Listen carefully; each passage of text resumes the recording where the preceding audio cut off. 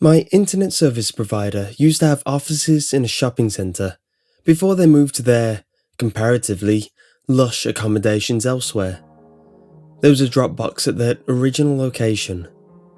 The monthly bill was due, and thus, there but for the grace of the net, I went. It was about 9:30 p.m. when I left, from my relatively isolated apartments. It's about 10 to 15 minutes or so to downtown. Abilene has a population of about 110,000. Right next to Camelot Communications' old location is a $1.50 movie theatre. At the time, the place was featuring that masterwork of modern film, Mortal Kombat. I drove by the theatre on the way to the centre and pulled into an empty parking space. Using the glow of the marquee to write out my check, I was startled to hear a knock on the driver's side window of my car. I looked over and saw two children staring at me from the street. I need to describe them with one feature, you can guess what it is, that I didn't realise until halfway through the conversation cleverly omitted. Both appeared to be in that semi-mystical stage of life children get into where you can't exactly tell their age. Both are boys, and my initial impression is that they were somewhere between 10 to 14. The first boy was the spokesman. The second boy didn't speak during the entire conversation, at least not in words. The first boy was slightly taller than his companion, wearing a pullover, hooded shirt, with a sort of grey checkered pattern and jeans.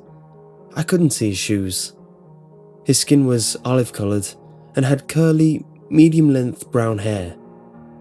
He exuded an air of quiet confidence. Boy number 2 had pale skin with a trace of freckles. His primary characteristic seemed to be looking around nervously. He was dressed in a similar manner to his companion, but his pullover was a light green colour. His hair was a sort of pale orange. They didn't appear to be related, at least directly. Oh great, I thought. They're going to hit me up for money. And then the air changed. I've explained this before, but for the benefit of any new lurkers out there, right before I experience something strange, there's a change in perception that comes about which I describe in the above manner. It's basically enough time to know it's too late. So, there I was, filling out a check in my car, which was still running, and in a sudden panic over the appearance of the two little boys. I was confused, but an overwhelming sense of fear and unearthliness rushed in nonetheless. The spokesman smiled, and the sight, for some inexplicable reason, chilled my blood. I could feel fight or flight responses kicking in. Something, I knew instinctually, was not right, but I didn't know what it could possibly be. I rolled down the window very slightly and asked, "Yes?" The spokesman smiled again, broader this time. His teeth were very white. "Hey, mister, what's up? We have a problem," he said. His voice was that of a young man, but his diction, quite calm and something I couldn't put my finger on, made my desire to flee even greater. "You see, my friend and I want to see the films, but we forgot our money," he continued. "We need to go to our house to get it. Want to help us out?" Okay, journalists are required to talk to lots of people, and that includes children. And I've seen and spoken to lots of them. Here's how that usually goes. Mister, can I see that camera? I won't break it or anything, I promise. My dad has a camera, and he lets me hold it sometimes, I guess. And I took a picture of my dog. It wasn't very good, 'cause I got my finger in the way and add in some feet shuffling or body swaying, and you've got a typical kid talking to a stranger. In short, they're usually apologetic. People generally teach children that when they talk to adults, they're usually bothering them for one reason or another, and they should at least be polite. This kid was in no way fitting the mold. His command of language was incredible, and he showed no signs of fear. He spoke as if my help was a foregone conclusion. When he grinned, it was as if he was trying to say, "I know something, and you're not gonna like it. But the only way you're going to find out what it is will be to do what I say." Well, was the best reply I could offer. Now, here's where it starts to get strange. The quiet companion looked at the spokesman with a mixture of confusion and guilt on his face. He seemed, in some ways, shocked.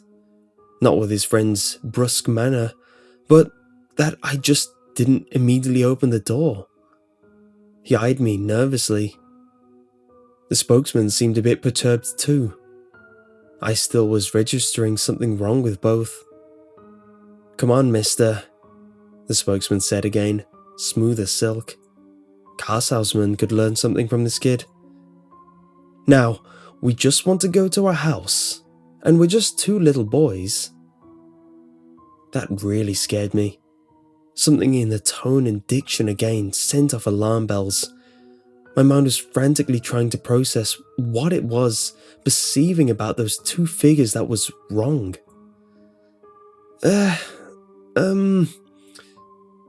Was all I could manage.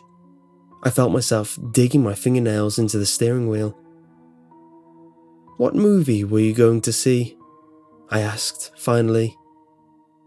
"Mortal Kombat, of course," the spokesman said. The silent one nodded in affirmation, standing a few paces behind. "Oh?" I said. I stole a quick glance at the marquee and at the clock in my car. Mortal Kombat had been playing for an hour, the last showing of the evening. The silent one looked increasingly nervous. I think he saw my glances and suspected that I might be detecting something was not above board. "Come on, mister, let us in. We can't get into your car until you do, you know," the spokesman said soothingly. "Just let us in and we'll be gone before you know it. We'll go to our mother's house."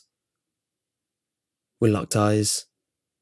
To my horror, I realized that my hand had strayed towards the door lock, which was engaged, and was in the process of opening it.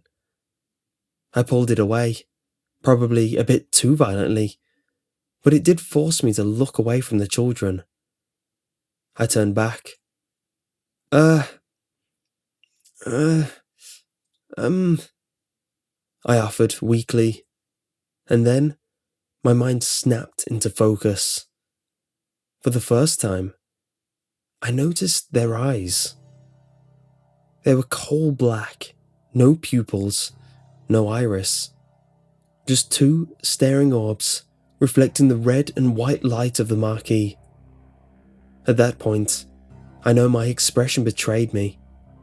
The silent one had a look of horror on his face in a combination that seemed to indicate A, the impossible had just happened, and B, a look of "we've been found out." The spokesman, on the other hand, wore a mask of anger. His eyes glittered brightly in the half-light. "Come on, mister," he said. "We won't hurt you. You have to let us in. We don't have a gun." That last statement scared the living hell out of me, because at that point, by his tone, he was plainly saying, "We don't need a gun." He noticed my hand shooting down towards the gear shift. The spokesman's final words contained an anger that was complete and whole, and yet contained, in some respects, a tone of panic. "We can't come in unless you tell us it's okay. Let us in!" I ripped the car into reverse. Thank goodness no one was coming up behind me, and tore out of the parking lot. I noticed the boys in my peripheral vision, and I stole a quick glance back. They were gone. The sidewalk by the theatre was deserted. I drove home in a heightened sense of panic. Had anyone attempted to stop me, I would have run on through and faced the consequences later. I bolted into my house, scanning all around, including the sky. What did I see? Maybe nothing more than some kids looking for a ride, and some really funky contact lenses. Yeah, right.